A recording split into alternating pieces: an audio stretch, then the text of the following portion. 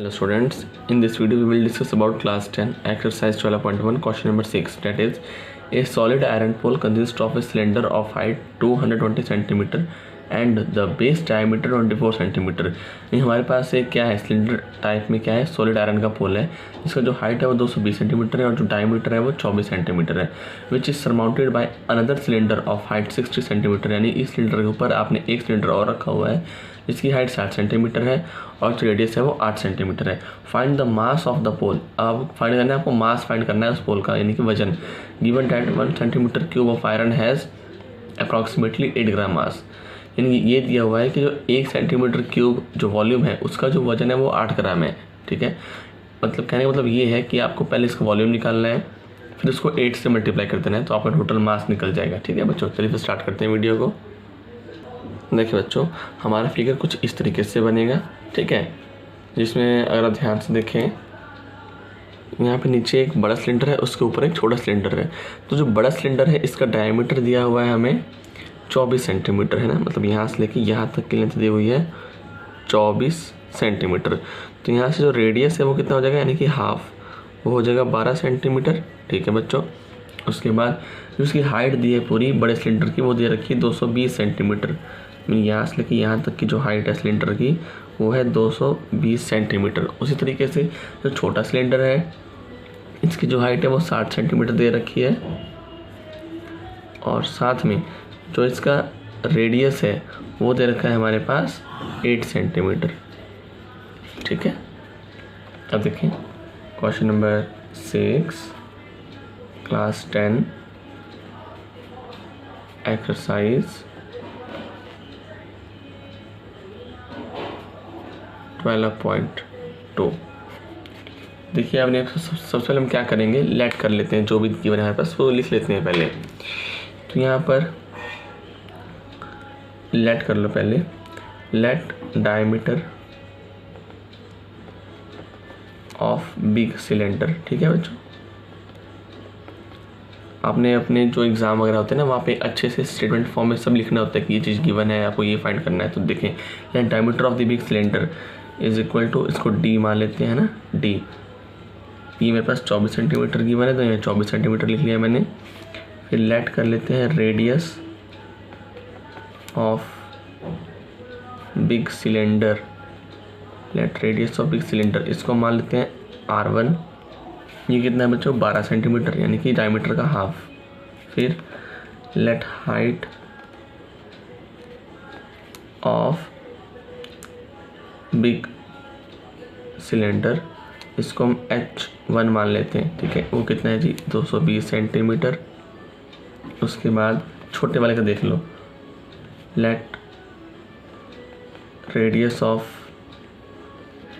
Small cylinder, इसको हम R2 मान लेते हैं। ठीक है, एक R1 आ गया कि दूसरे को R2 मान लो, ये हो गया जी 8 सेंटीमीटर। फिर let height of small cylinder, इसको हम लोग H2 मान लेते हैं। ठीक है जी, H2, और कितना है वो 60 सेंटीमीटर है।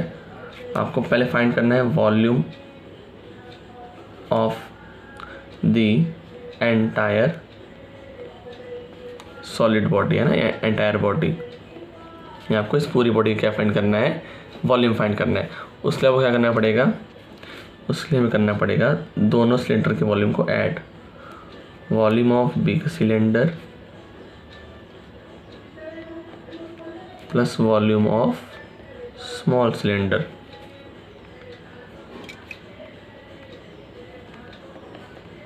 ठीक है जी, तो लगा दो फॉर्मूला। सिलेंडर का फॉर्मूला क्या होता है, वो होता है पाई आर स्क्वायर एच। तो वो हो गया पाई R1 स्क्वायर H1। ठीक है, प्लस पाई R2 का स्क्वायर साथ में H2। Pi are square H होता है ना, तो यहाँ पे R1 डिफरेंट है इसलिए मैंने यहाँ पे R1 लिखा है, फिर H1 R2 H2। तो कुछ कॉमन कर भी पहले कॉमन निकाल लेते हैं अपनी सिंप्लीफिकेशन के लिए। तो पाई कॉमन आ गया यहाँ से, बाकी अंदर क्या बच गया, R1 का स्क्वायर H1 प्लस में R2 का स्क्वायर H2। ये कितना हो जाएगा बच्चों, इट विल बिकम, पाई को आपने लेना है 3.14। ये क्वेश्चन में गिवन है कि इसको 3.14 लेंगे, 3.14 इंटू R1 यानी कि 12 का स्क्वायर मल्टीप्लाइड बाय हाइट है हमारे पास 220 प्लस R2 का स्क्वायर मतलब 8 का स्क्वायर मल्टीप्लाई बाय H2 है मेरे पास 60। ठीक है जी। अब इसको ब्रैकेट्स को ओपन करते हैं, ये सॉल्व करते हैं। ये बन जाएगा हमारे पास